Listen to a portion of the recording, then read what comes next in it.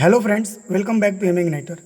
जैसा कि आप लोग जानते हैं कि कल AITT अगस्त 2022 का फाइनल एग्ज़ाम है और उस फाइनल प्रैक्टिकल एग्ज़ाम के लिए बिल ऑफ मटेरियल आ गया है। तो इस वीडियो के माध्यम से मैं वेल्डर ट्रेड के लिए बिल ऑफ मटेरियल को डिस्कस करूंगा और ये डिस्कस करूंगा कि इस बिल ऑफ मटेरियल के आधार पे किस प्रकार के जॉइंट्स आ सकते हैं तथा उस जॉइंट्स को बनाने के लिए कौन कौन से वेल्डिंग प्रोसेसेस यूज हो सकते हैं उसको भी मैं डिस्कस करूंगा फ्रेंड्स।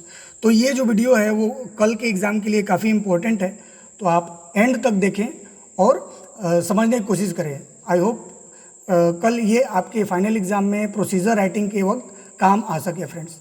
तो सबसे पहले इस वीडियो को जितने भी ITI के स्टूडेंट देख रहे हैं उनको पहले ही बेस्ट ऑफ लक कल के एग्ज़ाम के लिए। तो चलिए वीडियो को स्टार्ट करते हैं फ्रेंड्स। तो सबसे पहले जो बिल ऑफ मटेरियल आया है फ्रेंड्स वो इस तरह से आया है कि 102 इंटू 52 इंटू 3 मिलीमीटर और ये ईच ट्रेनीज 2 पीस है, यानी कि एक ट्रेनीज को 2 पीस दिया जाएगा। ये हमारा लेंथ हो जाता है, ये विड्थ हो जाता है, ये थिकनेस हो जाता है। यानी कि एक ट्रेनीज पे 2 पीस हम लोग देंगे और उसी 2 पीस से अब कोई सा भी जॉइंट्स हो सकता है। अब आपको पता है कि ये जब हम लोग 2 पीस देंगे तो इसमें हम कौन कौन सा जॉइंट्स आ सकता है, लैप आ सकता है, बट आ सकता है, टी आ सकता है, कॉर्नर आ सकता है, कोई सा भी जॉइंट आ सकता है। लेकिन इस बिल ऑफ मटेरियल में पहले क्या होता था कि वेल्डिंग प्रोसेस को भी एक मतलब कि वो किया जाता था कि आप ये वेल्डिंग प्रोसेस को रेडी रखिएगा। लेकिन इस बार का जो बिल ऑफ मटेरियल आया है उसमें किसी भी प्रकार के वेल्डिंग प्रोसेस का डिस्कस नहीं किया गया है। तो हम लोग जहाँ तक मैं समझ पा रहा हूँ कि ये जो 3 मिलीमीटर थिकनेस दिया हुआ है काफ़ी मतलब कि पतला मेटल है।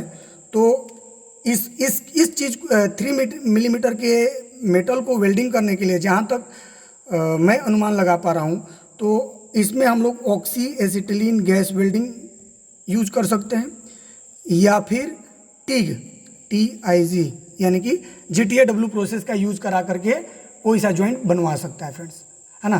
तो बिल ऑफ मटेरियल देख करके मैं जहाँ तक अनुमान लगा पा रहा हूँ वो ये लगा पा रहा हूँ कि कल के जो एग्ज़ाम में जो क्वेश्चन आएगा वो या तो ऑक्सी एसिटिलीन गैस वेल्डिंग आएगा या फिर TIG वेल्डिंग आएगा फ्रेंड्स, है ना।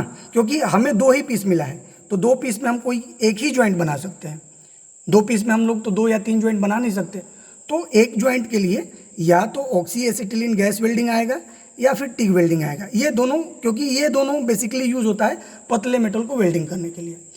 अब कल का एग्ज़ाम कुछ भी हो सकता है, कभी कभी ये होता है कि बिल ऑफ मटेरियल कुछ और होता है और जो ड्राइंग आता है वो चेंज हो करके आ जाता है, तो उसमें अब कुछ कर नहीं सकते। बट आप लोगों को ये ध्यान में रखना है कि ऑक्सी एसिटिलीन गैस वेल्डिंग और TIG वेल्डिंग का भी प्रोसीजर राइटिंग ध्यान रखना है। ऐसे तो मैंने सारा प्रोसीजर राइटिंग करा रखा है, GMAW का, GTAW का, SMAW का, ऑक्सी एसिटिलीन गैस वेल्डिंग का, प्लाज्मा कटिंग का या फिर ऑक्सी एसिटिलीन गैस कटिंग का भी। तो इसमें कोई वो दुराई नहीं है, बट ज़्यादातर ये चांस लग रहे हैं। तो चलिए आज इस वीडियो में मैं आप लोगों को ऑक्सी एसिटिलीन गैस वेल्डिंग और TIG वेल्डिंग के प्रोसीजर राइटिंग के बारे में समझाऊंगा कि कैसे क्या होता है, जिससे कि आप लोग रिकॉल कर सकें फ्रेंड्स। तो फ्रेंड्स ये आप लोग देख रहे हैं, ये प्रीवियस ईयर का क्वेश्चन है, क्वेश्चन पेपर है मेरे पास। देखिए इसमें भी 2 पीस यूज किया गया है, 1 पीस और ये 2nd पीस, और जिसका लेंथ हमारा 52 है, विड्थ 52 है और इधर भी 52 है। लेंथ कितना है, 150 है और थिकनेस 3 mm ही है फ्रेंड्स। तो इसमें क्या क्वेश्चन दिया हुआ है यहाँ पे आप लोग पढ़ लीजिए कि प्रिपेयर द सिंगल भी जॉइंट। अब यहाँ पे सिंगल भी नहीं होगा क्योंकि 3 मिलीमीटर है थिकनेस, तो सिंगल भी हो ही नहीं सकता। यहाँ पे होगा स्क्वायर बट जॉइंट।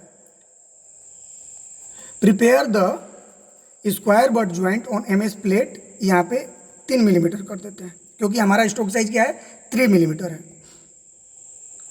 तो क्वेश्चन आपको ऐसे हो सकता है कि prepare the square butt joint on plate 3 millimetre thick in overhead position by GTAW या फिर हॉरिजेंटल पोजीशन बाय GTAW या फिर फ्लैट पोजीशन बाई GTAW, कोई सा भी पोजीशन में भी हो सकता है, कोई सा भी पोजीशन में हो सकता है, तो हमें पोजीशन का भी ध्यान देना होगा, कोई सा भी पोजीशन में हो सकता है। इसके बाद तो ये तो 200 मार्क्स का हो गया। नीचे जो आता है वो आता है right the sequence of operation with safety precautions observe in completing the job. कह रहा है कि इस जॉब को बनाने के लिए सबसे पहले क्या लिखना है, सीक्वेंस ऑफ ऑपरेशन लिखना है, साथ ही साथ सेफ्टी प्रिकॉशन भी लिखना है कि क्या क्या सेफ्टी प्रिकॉशन हमें लेना है during completing this job in a workshop. और दूसरा also list the tools and equipments required for the preparing job, यानी इस जॉब को बनाने के लिए list of tools and equipments भी आपको लिखना है। तो दूसरे नंबर क्वेश्चन को हम लोग डिस्कस करेंगे, क्योंकि पहला वाला क्वेश्चन तो हमें वर्कशॉप में बनाना है, तो दूसरा नंबर ये होता है, इसको हम लोग बोलते हैं प्रोसीजर राइटिंग। तो इस जॉब के लिए सबसे पहले हम लोग GTAW के लिए प्रोसीजर राइटिंग को समझेंगे फ्रेंड्स। तो जैसा कि आप लोग को पता है कि जब भी हम लोग प्रोसीजर राइटिंग लिखते हैं तो उसमें कुछ जो इम्पोर्टेंट जो पॉइंट्स है वो मैं लिख देता हूँ। मैंने आप लोगों को बताया भी है कि सबसे पहले हम लोग लिखते हैं टूल्स रिक्वायर्ड, टूल्स रिक्वायर्ड। दूसरा लिखते हैं रिसोर्सेज, तीसरा लिखते हैं ऑपरेशंस,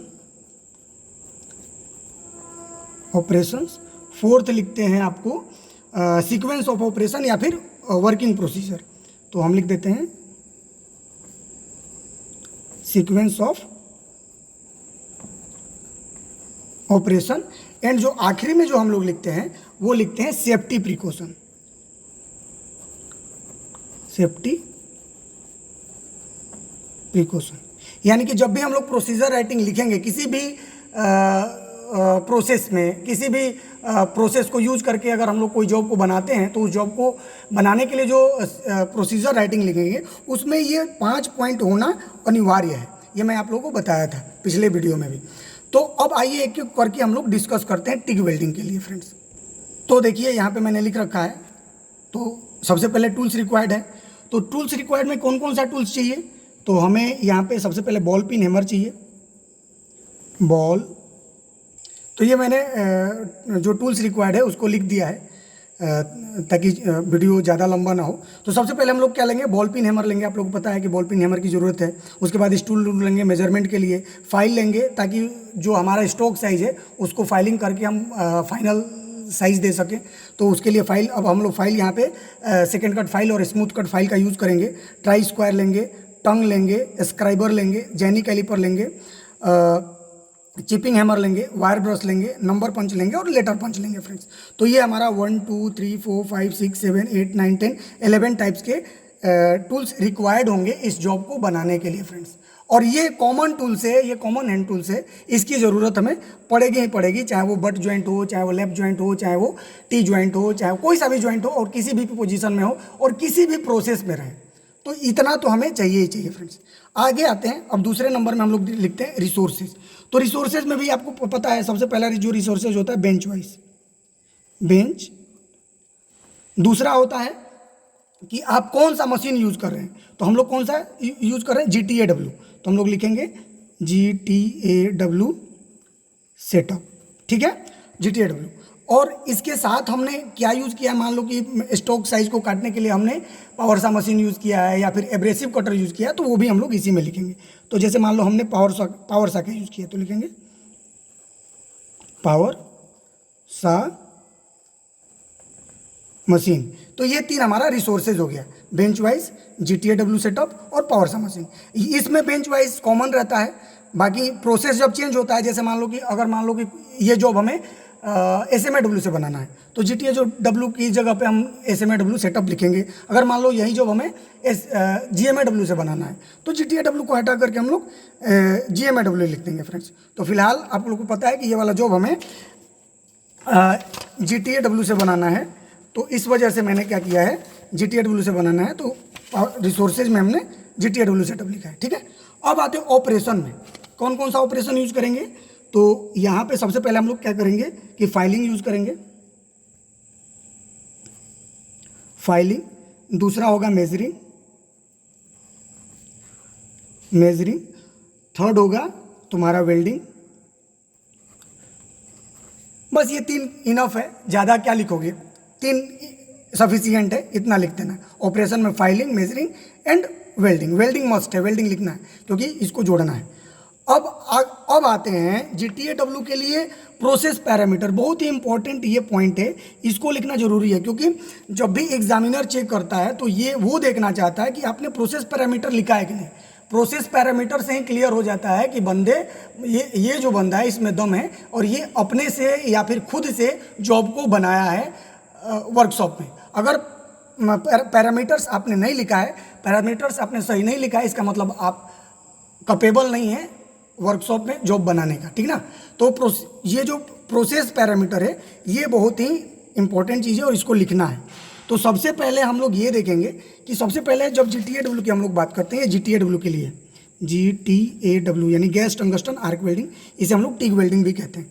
तो टिग वेल्डिंग में कौन सा इलेक्ट्रोड यूज करते हैं, तो लोग कह देते हैं भाई टंगस्टन इलेक्ट्रोड। तो आप लोगों को टंगस्टन इलेक्ट्रोड नहीं लिखना है क्योंकि आप लोग को पता है कि ये जो वर्कपीस है वो माइल्ड स्टील का है।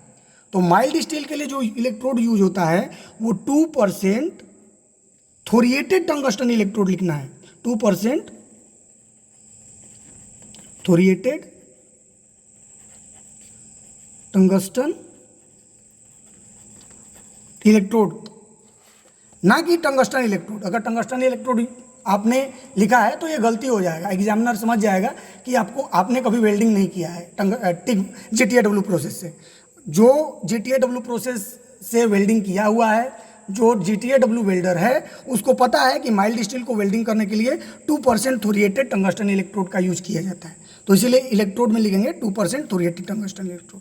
अब दूसरा क्या है, टंगस्टन इलेक्ट्रोड डायमीटर। अब इस 2% थोरिएटेड टंगस्टन इलेक्ट्रोड का डायमीटर कितना है फ्रेंड्स, तो हम लोग जो यूज़ करते हैं वो 2.4 मिलीमीटर यूज़ करते हैं, ठीक है। अब इसके लिए करंट कितना सेट करेंगे, तो करंट हम लोग 90 एम्पियर से लेकर के 110 एम्पियर तक इतना हम लोग सेट करेंगे तो आराम से वेल्डिंग हो जाएगा। Shielding gas flow rate, shielding gas का फ्लो रेट कितना होगा, तो 8 से 10 लीटर पर मिनट LPM, ठीक है। सील्डिंग गैस कौन सा होगा, तो माइल्ड स्टील के लिए जनरली हम लोग आर्गन गैस यूज करते हैं, आर्गन गैस। फिलर रोड इसमें यूज करना है, तो फिलर रोड कौन सा, फिलर रोड का डायमीटर क्या होगा, तो फिलर रोड का डायमीटर हम लोग अब 2 होगा या 2.0 कुछ भी होगा, वो तो आप लोग लिख सकते हैं 2 मिलीमीटर या फिर 2.5 मिलीमीटर। अब ये एक लास्ट है सिरेमिक नोजल, जो हम लोग सिरेमिक नोजल यूज़ करते हैं उसका साइज़ क्या है, तो देखिए 3 मिलीमीटर के थिकनेस के लिए हम लोग सिरेमिक नोजल 5, 6, 7 नंबर यूज़ कर सकते हैं। तो हम लोग जनरली 7 नंबर ज़्यादा प्रीफर करते हैं, तो 7 नंबर। अब ये हमारा प्रोसेस पैरामीटर हो गया, ये बहुत इंपॉर्टेंट है। आप लोग याद रखिएगा कि प्रोसेस पैरामीटर में इलेक्ट्रोड लिखते हैं, टंगस्टन इलेक्ट्रोड का डायमीटर लिखते हैं, करंट की सेटिंग लिखते हैं, सील्डिंग गैस फ्लो रेट लिखते हैं, सील्डिंग गैस कौन सा यूज करें वो लिखते हैं, फिलर रोड का डायमीटर क्या होता है और सिरेमिक नोजल क्या होता है, ये हम लोग प्रोसेस पैरामीटर में लिखते हैं। अब इसके बाद का क्या पॉइंट था, इसके बाद का पॉइंट था सीक्वेंस ऑफ ऑपरेशन। तो वो मैं आप लोगों को दिखाता हूँ कि कैसे सीक्वेंस ऑफ ऑपरेशन लिखेंगे। तो ये फ्रेंड्स मैंने प्रिंट आउट कर लिया है क्योंकि लिखने में बहुत ज़्यादा टाइम लगेगा, उतना टाइम है नहीं। तो ये आप लोग देख सकते हैं sequence of operation for GTAW, है ना, गैस टंगस्टन आर्क वेल्डिंग के लिए सीक्वेंस ऑफ ऑपरेशन है, यानी कि किस सीक्वेंस में हम लोग ऑपरेशन को एग्जीक्यूट करेंगे। तो आप लोगों को पता ही है कि जनरली हम लोग क्या करते हैं, prepare the job size as per given drawing, यानी कि दिए गए ड्राइंग के आधार पर सबसे पहले हम लोग जॉब के साइज को मेंटेन करेंगे और उसके बाद क्या करेंगे, clean the joining edges and surface of the plate, यानी कि जिस प्लेट के जिस ज्वाइनिंग एज को हमें ज्वाइन करना है तो उस ज्वाइनिंग एज को क्लीन करेंगे, साफ करेंगे। उसके बाद क्या करेंगे, set the pieces on the welding table as square butt joint. जैसा कि आप लोग जानते हैं कि जो हम लोग वेल्डिंग कर रहे हैं, ये जो हमारा वर्क पीस है, ये वर्क पीस है वो स्क्वायर बट ज्वाइंट है, यहाँ पे हम लोग स्क्वायर बट ज्वाइंट कर रहे हैं। तो इसलिए हमने लिखा है कि set the work piece on the welding table, यानी वेल्डिंग टेबल पे हम लोग क्या करेंगे, वर्क पीस को स्क्वायर बट ज्वाइंट के रूप में सेट करेंगे। Ensure the plate are in a horizontal plane and align, वहाँ पे हमें ये देखना है कि प्लेट जो है वो हॉरिजॉन्टल प्लेन पे है और अलाइन है कि नहीं, यानी कि जो प्लेट का दोनों जो किनारा है वो सही मिल रहा है या नहीं, है ना, कहीं ऊपर नीचे तो नहीं है, तो वो अलाइनमेंट भी हमें चेक करना है। उसके बाद क्या बोल रहा है, use 2.4 millimetre dia thoriated tungsten electrode with 90 to 110 ampere welding current. कह रहा है कि उसके बाद हम लोग 2.4 मिलीमीटर के थोरिएटेड टंगस्टन इलेक्ट्रोड का यूज करेंगे और साथ ही साथ 90 से 110 के बीच में वेल्डिंग करंट सेट करेंगे। Connect the electrode with negative terminal, यानी कि डीसी एसपी में हमें काम करना है। इलेक्ट्रोड को निगेटिव रखना है और वर्कपीस को पॉजिटिव टर्मिनल के साथ कनेक्ट करके रखना है, ये हमें ध्यान देना है। उसके बाद filler rod should be at the angle of 15 से 30 डिग्री, यानी कि जब हम लोग वेल्डिंग करेंगे तो वेल्ड लाइन से फिलर रॉड की जो एंगल होगा वो 15 से 30 डिग्री होगा। उसके बाद welding torch held at the angle of 60 to 75 degree from the metal surface. कह रहा है मेटल सरफेस से जो हमारा टिक टॉर्च का जो एंगल होगा वो 60 से 75 डिग्री होना चाहिए।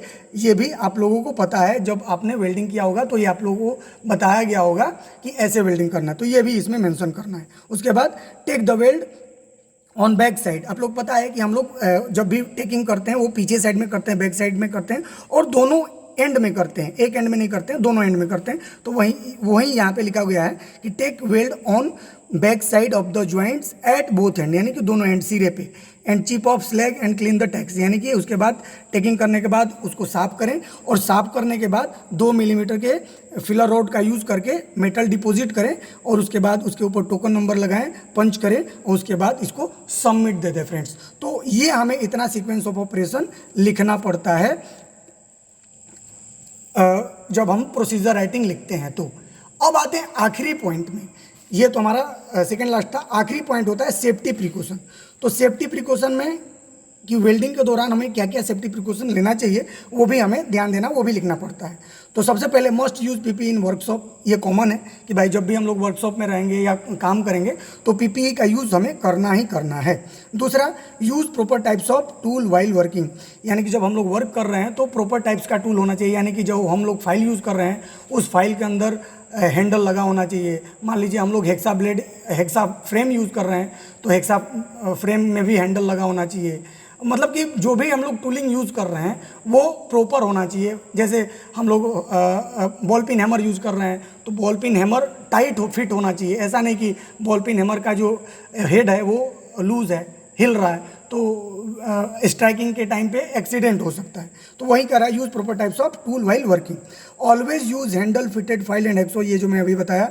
Ensure the job pieces is free from oil, grease, paint and dirt. सबसे इंपॉर्टेंट पॉइंट है कि जब भी हम लोग वेल्डिंग करेंगे तो वेल्डिंग करने से पहले ये ऑब्जर्व हमें करना है कि जिस पार्ट को हम लोग वेल्डिंग कर रहे हैं उस पार्ट के ऊपर से ऑयल, ग्रीस, पेंट या फिर डर्ट वगैरह को अच्छी तरह से साफ कर लेंगे फ्रेंड्स। तो ये सेफ्टी प्रिकॉशन में भी आता है। Clean the job surface with steel wire brush, यानी वायर ब्रश से हम लोग वर्कपीस को साफ करेंगे वेल्डिंग करने से पहले। उसके बाद अगर मान लो कि हमें कट करना है तो cut very slowly while cutting the job making edge preparation. अगर मान लीजिए कि हम लोग एज प्रिपरेशन कर रहे हैं इसलिए, लेकिन इस जॉब में तो एज प्रिपरेशन है नहीं, तो इस पॉइंट को लिखने की कोई ज़रूरत है नहीं।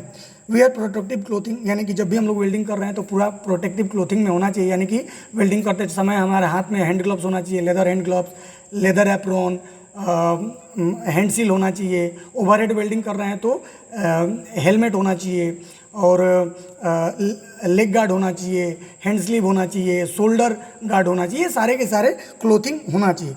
और इसके बाद must remove birth from the job before submitting it. जब सबमिट कर रहे हैं तो ये आप ध्यान रखें कि जब सबमिट करने से पहले वर्कपीस को अच्छी तरह से क्लीन कर लें और बर को रिमूव कर लें फ्रेंड्स। तो ये हमारा पूरा का पूरा प्रोसीजर राइटिंग होता है, एक कंप्लीट प्रोसीजर राइटिंग होता है GTAW प्रोसेस के लिए। तो आप लोगों ने इस वीडियो के माध्यम से ये समझा कि अगर मान लीजिए कि GTAW प्रोसेस के द्वारा वर्कपीस को बनाने के लिए आप लोगों को कल के एग्ज़ाम में आता है तो प्रोसीजर राइटिंग के अंदर आप लोगों को इतना चीज़ लिखना पड़ेगा। अगर आप इतना चीज़ लिखते हैं तो आप लोगों के प्रोसीजर राइटिंग के मार्क्स अच्छे मिलेंगे फ्रेंड्स। तो फिलहाल इस वीडियो में इतना ही। नेक्स्ट के वीडियो में मैं आप लोगों को ऑक्सीएसिटिलीन गैस वेल्डिंग के प्रोसीजर और पैरामीटर के बारे में बताऊंगा, जो कि मेरे को लगता है कि कल ये भी आ सकता है, तो उसे भी आप लोग देख लीजिए। फिलहाल इस वीडियो में इतना ही। Thank you for your kind attention.